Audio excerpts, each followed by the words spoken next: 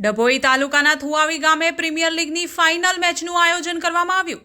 ડભોઈ તાલુકાના થુવાવી ગામે પ્રીમિયર લીગની ફાઇનલ મેચ સિદ્ધિવિનાયક ડભોઈ અને કેજીએન શિનોર વચ્ચે રમાઈ।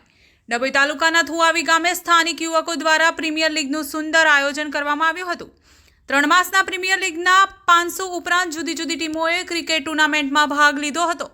ગતરોજ ધારાસભ્ય શૈલેષભાઈ મહેતાની ઉપસ્થિતિમાં ફાઇનલ મેચ સિદ્ધિવિનાયક ડભોઈ અને કેજીએન શિનોર વચ્ચે રમાઈ હતી, જેમાં સિદ્ધિવિનાયક ડભોઈ ટીમનો 17 રનથી વિજય થયો હતો। ધારાસભ્ય શૈલેષભાઈ મહેતાના વરદ હસ્તે વિજેતા ટીમને ટ્રોફી એનાયત કરવામાં આવી હતી।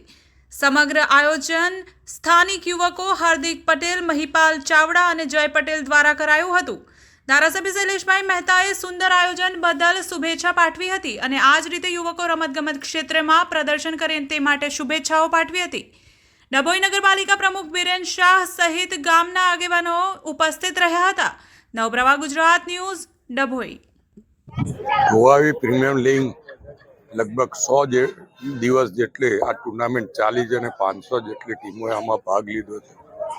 હું આયોજકોને વિશેષ અભિનંદન આપું કે આટલા દિવસ સુધી આ ટુર્નામેન્ટ ચલાવી અને વિના વિઘ્ને એને પૂર્ણ કરવી, આટલી બધી ટીમોને સંતોષ આપવો એ ખૂબ કબરું કામ એમણે કર્યું છે। આજે જ્યારે ફાઇનલ છે એમાં સિદ્ધિવિનાયક ડભોઈ અને કેજીએન શિનોર વચ્ચેની ફાઇનલ, બંને ટીમોને શુભેચ્છા આપી છે। કારણ કે મેં હમણાં જ કીધું એમ શિનોર વતન છે અને ડભોઈનો પ્રતિનિધિ છું, એટલે બંને તરફ લાગણી હોય।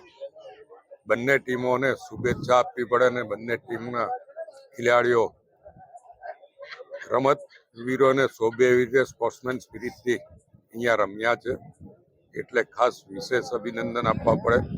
અને જે રીતે ટુર્નામેન્ટ રમાઈ રહી છે અત્યારે આઈપીએલનો અને વર્લ્ડ કપનો ટીમો ચાલી રહી છે, ત્યારે એમને પણ પાછા પાડે એવા ખેલાડીઓ અહીંયા આગળ દેખાય છે।